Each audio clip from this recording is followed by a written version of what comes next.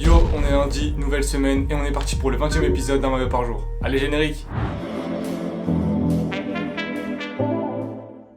Les amis, bonjour, j'espère que vous allez bien. On se retrouve aujourd'hui pour le 20e épisode d'un maillot par jour. Pour ceux qui découvriraient, pendant un mois, je présente un maillot de ma collection et ce quotidiennement. Et ce que je vous demande en parallèle de ça, c'est de casser l'algorithme en bombardant les commentaires et les likes, ce qui me permet d'être mieux référencé et d'être proposé à plus de monde. Et je remercie évidemment tous ceux qui joueront le jeu et qui likeront, partageront ou commenteront en masse. Il n'y a rien de tel si tu veux soutenir la chaîne et vraiment du fond du cœur, je te remercie si tu le fais. Bon, aujourd'hui, maillot original que je suis content de vous présenter. Je vais le récupérer de suite. Il est ici. Maillot de la Fiorentina et maillot Lecoq Sportif Home 2019-2020 qui doit encore comporter les étiquettes, je pense. Oh, d'ailleurs, sacrées étiquettes, elles sont énormes. Donc, pourquoi je dispose de ce maillot? Alors déjà, pour commencer, équipementier vraiment très peu implanté dans le football, malgré tout. Ce qui peut déjà être un argument d'achat histoire de diversifier ma collection. Vous pouvez voir qu'il est patché également, normalement full sponsor. Et d'une part, maillot super joli. Alors, couleur typique de la Viola, un club historique également. Et ce maillot, je l'ai acheté en tout début de saison, donc 2019-2020. Pareil, je travaillais énormément à ce moment-là, donc j'avais pas mal d'argent. Et je voulais vraiment agrandir ma collection à ce moment. J'ai regardé sur le site de la Fiorentina et il y avait ce maillot que je trouvais joli, avec un flocage que je voulais à tout prix. Et vous allez comprendre juste après pourquoi. Avant de vous montrer le flocage, qu'est-ce que je peux dire du maillot? Alors déjà, il est pas mal sobre, même si il y a un gros sponsor en plein milieu. Mais je trouve qu'il est pas trop gênant, il s'incruste pas mal. Le maillot coupé en deux parties. Alors ici, le coton est assez lourd quand même, je trouve ça bizarre pour une texture de maillot de foot. Après, étant donné que c'est un version réplica, je pense que sur les maillots joueurs, il est beaucoup plus adapté à évacuer la transpiration. Et la deuxième partie un peu plus quadrillée, fait plus texture de maillot de sport. Ensuite un patch pour les 90 ans de la Serie A.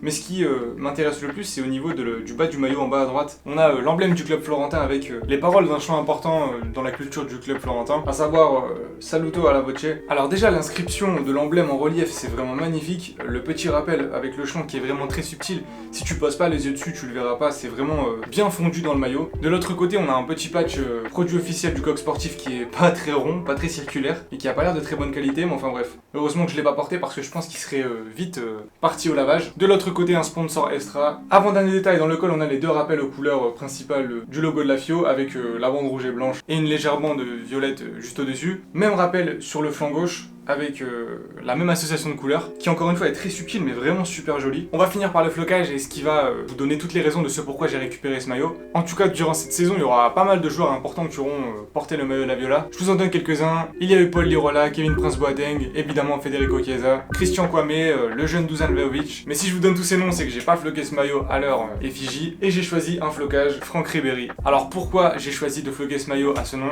Déjà d'une part parce que je n'avais pas de maillot de l'ami Francky dans ma collection. Et pour le monument qu'il était, je trouvais ça vraiment honteux de ne pas avoir un maillot en hommage à sa grande carrière. Je fais partie des personnes qui ont été touchées du fait qu'il n'ait pas été sacré Ballon d'Or aux alentours de 2013, 2014, 2015, il me semble, plutôt 2014. Et j'ai acheté ce maillot, il me semble, vers octobre, ce qui fait qu'il avait fait un bon début de saison à ce moment-là. Il était hyper médiatisé et il sortait du Bayern, donc c'était assez surprenant de partir en Italie et dans un club mineur, avec tout le respect que j'ai pour les Florentins, mais encore une fois, preuve de ça, durant cette saison, ils finiront à la 10e place de Serie A. Et donc il avait vachement bien commencé sa saison.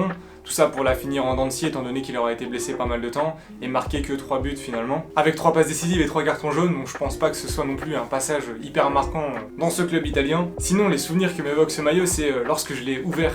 Lorsque j'ai ouvert le colis, j'étais encore chez mes parents et ma mère m'a dit mais pourquoi tu l'as floqué Ribéry? Et ce qui de mon avis cristallise toutes les mauvaises choses que représente Franck Ribéry à son insu, et je trouve qu'il est terriblement décrié en France en fait, et je vois ça comme du déni de sale gueule en fait. Tout simplement, le mec est pas apprécié par rapport à l'image qu'il renvoie, à ses petites erreurs de communication, mais bizarrement il est apprécié partout où il est passé, et chez nous il est vu comme une mauvaise personne tout simplement. Et ce que je trouve pas mal injuste, parce que même si le personnage est atypique, footballistiquement parlant, je pense qu'on a été privilégié de voir jouer un joueur de ce genre. Et n'étant pas forcément fan du Bayern et pas fan non plus des designs des maillots, je trouvais beaucoup plus mon compte à récupérer un maillot de Franck Ribéry après son long passage au Bayern. Pour en finir sur le maillot, on a vraiment un flocage qui est pas super original à première vue, mais dans les lettres, en fait il y a des petits logos de la Fio qui sont incrustés. C'est un petit détail léger qu'on ne voit vraiment pas de loin, tu le verras vraiment si tu te rapproches beaucoup et si tu portes vraiment ton attention sur les lettres, mais ça a le mérite d'être relevé. Et petit sponsor en bas du maillot Prima. Donc voilà, maillot vraiment harmonieux je trouve, malgré ses sponsors, il n'entache pas du tout la classe je trouve. Ce qui me permet aussi d'avoir un maillot d'un autre équipementier parce que t'as très peu de maillots Lecoq Sportif dans le football, donc avec des autres technologies, des autres matières et donc des autres spécificités. D'ailleurs ça me fait penser qu'on parlait en commentaire des maillots stock pro préparés portés pour certains clubs qui étaient bientôt moins chers que ceux achetés en boutique. Je pense que j'avais dû le payer aux alentours des 80 €, peut-être un peu plus étant donné que on était vraiment en début de saison. J'avais eu 10%, mais bon, sur un maillot à 100, 110, 115 €, t'as pas un rabais énorme. Mais donc peut-être que j'aurais pu trouver pour le même prix, voire moins cher, un maillot préparé pour l'ami Franck Ribéry. Mais bon, ça fera partie de l'histoire comme d'habitude. Donc voilà tout pour ce maillot. N'hésitez pas à me dire ce que vous en avez pensé et si vous auriez posé cette somme pour acheter ce genre de maillot. On se retrouve juste après pour la question du jour. Allez, à tout de suite.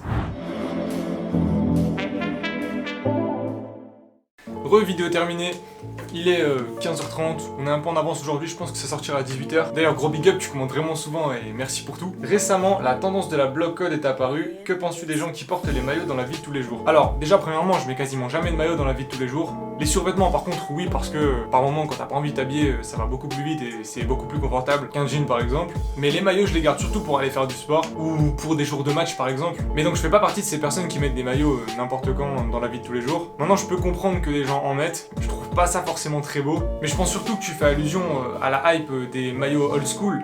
Par exemple, des mecs qui portent des maillots des années 90 ou des années 2000 pour la hype entre guillemets, pour faire le OG. Et ça, forcément, je valide pas trop, même si je peux comprendre.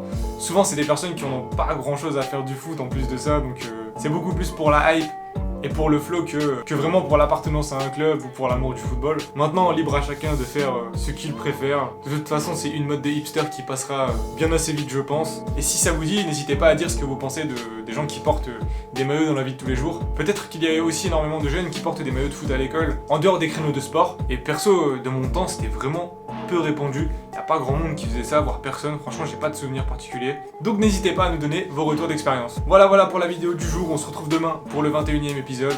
Et normalement, annonce de concours demain de prévu pour vous récompenser de l'engouement qu'il y a depuis le début de la série. C'était Quentin, je vous souhaite de passer une bonne semaine et je vous dis à demain. Allez, salut!